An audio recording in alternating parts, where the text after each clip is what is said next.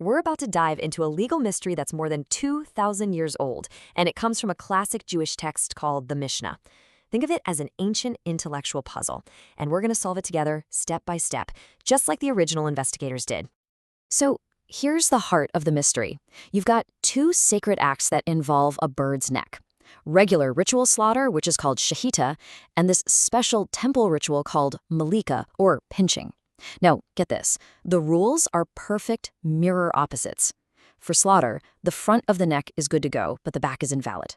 For pinching, it's the total reverse. The front is invalid, but the back is valid. It's a perfect, totally baffling symmetry. And that leads to the big question, right? Why? Why set up the law with this perfect, strange opposition? Well, this is the very question that a later text, the Gemara, sets out to answer, approaching it kind of like a detective trying to crack a really tough case. Okay, so like any good investigator, the first thing they do is define their terms. Before they can figure out the why, they have to lock down the where.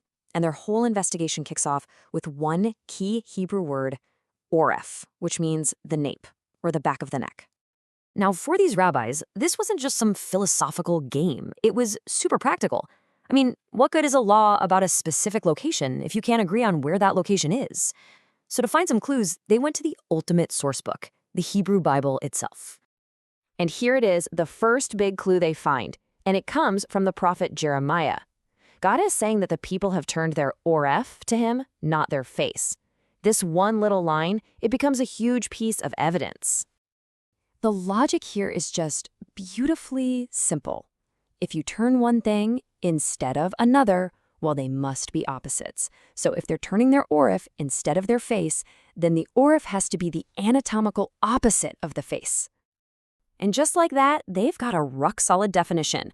The orifice is the back of the neck. So the crime scene is officially established. Front for slaughter, back for pinching. Case closed. Right? Well, not quite.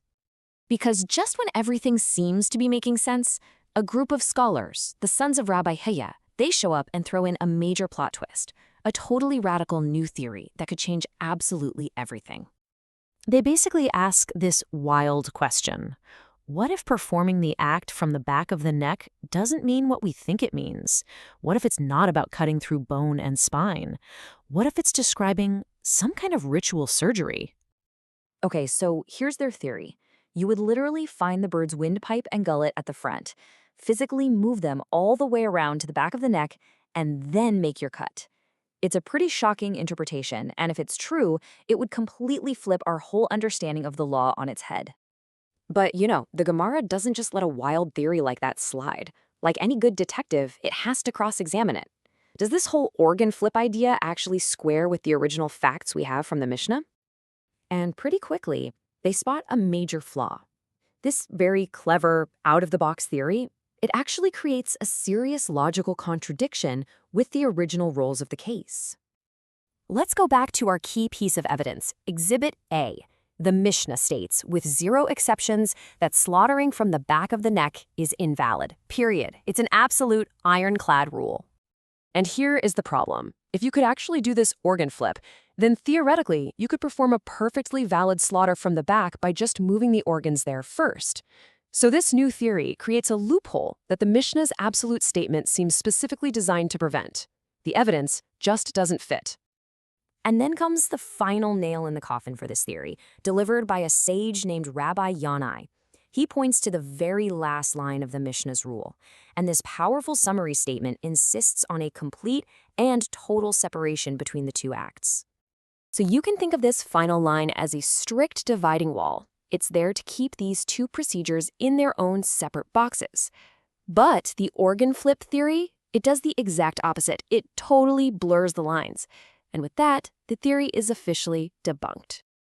Okay, so that whole organ flip thing was a red herring. It was a dead end. Now that that's out of the way, the investigation can get back on track and focus on what that final, powerful clue really means. And this brings the investigators to their final, crucial question. If that mutual exclusivity rule isn't there to forbid some kind of bizarre bird surgery, then what is its purpose? What's the real difference between slaughter and pinching that the law is so determined to keep separate? So the Gemara starts brainstorming other possibilities. Could the rule be about the tool you use? Nah, that's already covered in another text. But then, a sage named Rabbi Yirmiyahu proposes a brand new idea.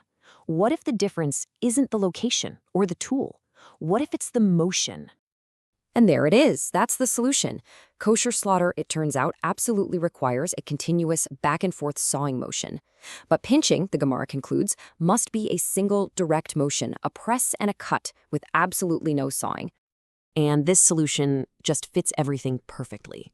That perfect opposition from the Mishnah, it isn't just about location, front versus back, it's about procedure.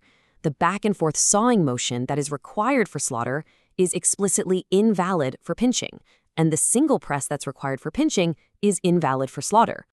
So there we have it, the resolution to our ancient puzzle. After all that digging into anatomy and exploring these radical theories, the answer was actually simpler and, a lot more profound. The core difference the law wanted to preserve was in the action itself. Think about it. This entire complex legal structure, this perfectly symmetrical set of rules, it all hinges on the difference of a single movement. The difference between a back-and-forth action and one singular press. So we're left with this. This isn't just about some ancient rituals. It's really a window into a mindset that believes every single detail, every word, every physical motion is just packed with significance. What does it reveal when the entire meaning of a law can pivot on something as small as a single gesture?